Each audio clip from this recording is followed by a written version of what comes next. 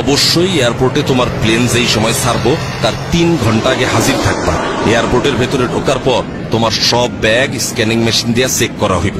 ব্যাগে কোনো বিপজ্জনক জিনিস আছে কিনা তা পরীক্ষা কইরা দেখা এয়ারপোর্টের সিকিউরিটি অফিসার তোমার শরীরও চেক করব। তুমি ঘাবড়ায়ও না কিন্তু। চেক ইন চেক হয়ে গেলে তোমার নিজের এয়ারলাইন্সের কাউন্টার খুঁজা বাইর কইরা লাইনে গিয়া দাঁড়াবা। তোমার সিরিয়াল আসলে পরে কাউন্টারে টিকেট ও পাসপোর্ট দেখাইবা। ছোট ব্যাগটা নিজের কাছে রাইখা বাকি ব্যাগ কাউন্টারে দিয়া দিবা। কাউন্টারের লোক স্টিকার লাগায়া তোমার বড় ব্যাগটা নিয়ে যাবে। ব্যাগে স্টিকার লাগানো হয়ে গেলে মনে কইরা বোর্ডিং কার্ডটা নিবা। এই কার্ডে তোমার প্লেনের সিট নাম্বার লেখা থাকবে। এয়ারপোর্টের দেয়ালে লাগানো বড় টেলিভিশনে নজর রাখবা। সেখানে তোমার প্লেন ছাড়ার সময় আর কোন গেট দিয়ে প্লেনে উঠবা তা লেখা থাকবে। টেলিভিশনের স্ক্রিনের সাথে ফ্লাইট নাম্বার গেটের নম্বর মিলে আনিবা। বিমানবন্দরের আনুষ্ঠানিকতা। টিকিটের সাথে যে এম্বার্কেশন কার্ড মানে যে ফর্মটা দেয়া হয়েছিল তা মন দিয়া পূরণ করবা। ইমিগ্রেশনের বাইরের এলাকায় একটা কাউন্টার আছে, এরে কয় প্রবাসী কল্যাণ ডেস্ক। এইখানে যারা বিদেশে চাকরি করতে যায় তাদের সাহায্য করা হয়।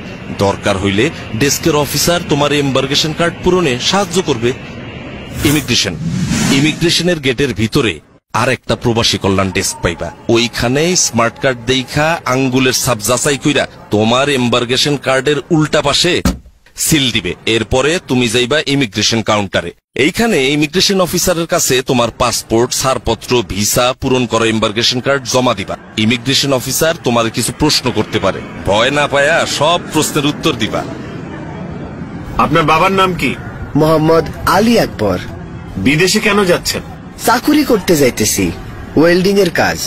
কম্পিউটারে রেকর্ড রাখার জন্য ওনারা তোমার ছবি তুলতে পারে, এতেও ঘাবড়ানোর কিছু নাই। সব কাগজপত্র ঠিক থাকলে তোমার পাসপোর্টে উনি সিল দিয়া বিদেশে যাওয়ার অনুমতি দিয়া দিবেন। এরপর টেলিভিশন দেখা নিয়া তোমার প্লেনের অন্য যাত্রীরা যেই জায়গায় বসছে সেইখানে গিয়া বসবা। বিমানে বোর্ডিং। বিমানে ওঠার জন্য ইংরেজি আর বাংলা দুই ভাষাতেই ঘোষণা দেয়। বিমানে ওঠার ঘোষণা দিলে বোর্ডিং কার্ড হাতে নিয়া লাইনে দাঁড়ায়া ধীরে সুস্থে প্লেনে উঠবা। প্লেনে ওঠার পর বোর্ডিং কার্ডে লেখা সিট নাম্বার খুঁজা সিটে বসবা। বসার আগে হাতের ছোট ব্যাগ সিটের উপরে ঢাকনা দেওয়া তাকে উঠায়া রাখবা। প্লেনের কর্মচারীরা যেই কথা বলে তা মনোযোগ দিয়া শুনবা। প্লেনের সিটে বৈশা অবশ্যই সিট বেল্ট বাইন্ধা রাখবা। ধূমপান নিষিদ্ধ। একটা জরুরি বিষয় মাথায় রেখো, এয়ারপোর্টে ও বিমানে বিড়ি সিগারেট খাওয়া একেবারে নিষেধ। অবশ্য এয়ারপোর্টের কিছু জায়গায় সিগারেট খাওয়ার অনুমতি আছে। বৈদ্যুতিক যন্ত্রপাতি। প্লেনে ওঠার পর মোবাইল ফোন, রেডিও, ক্যামেরা সব বন্ধ করে দিবা। বিমানে খাবার এবং টয়লেট ব্যবহার। প্লেনে খাবার ও পানি দেয়, তাই এই নিয়ে তোমার চিন্তার কোনো কারণ নাই। প্লেনে টয়লেট ব্যবহারের প্রয়োজন পড়লে ঘাবড়ায়ও না কিন্তু। টয়লেট ব্যবহারেরও কিছু নিয়ম কানুন আছে। দরজার পাশে হাতলে চাপ দিয়া টয়লেটের দরজা খুলতে হয়। খোলার আগে দরজায় দেখে নিবা লাল রং অথবা অকুপাই লেখা আছে কিনা, তখন অপেক্ষা করবা।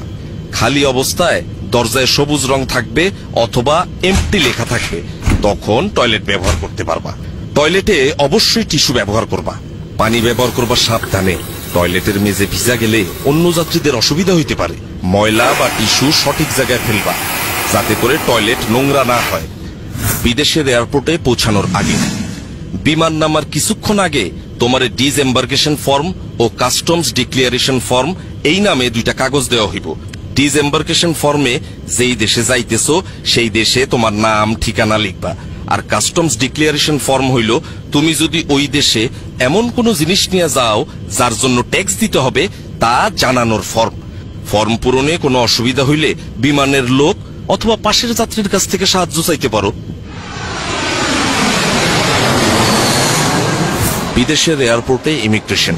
প্লেন থেকে নামার পর ওই দেশের এয়ারপোর্টে ঢুইকা দেখবা সামনে ইমিগ্রেশনের লম্বা লাইন। এইখানে তোমার ওই দেশে ঢোকার অনুমতি দিব। লাইনে দাঁড়াবার সময় 5টা জিনিস অবশ্যই নিজের সাথে রাখবা। 1 পাসপোর্ট, 2 ভিসা, 3 চাকরির চুক্তিপত্র, 4 পূরণকৃত ডিসএম্বার্কেশন ফর্ম, 5 পূরণকৃত কাস্টমস ফর্ম। ইমিগ্রেশন অফিসার কাগজপত্র পরীক্ষা করে সঠিক পাইলে তোমার পাসপোর্টে তারিখ সহ সিল দিয়া দিবেন। ব্যাগ সংগ্রহ।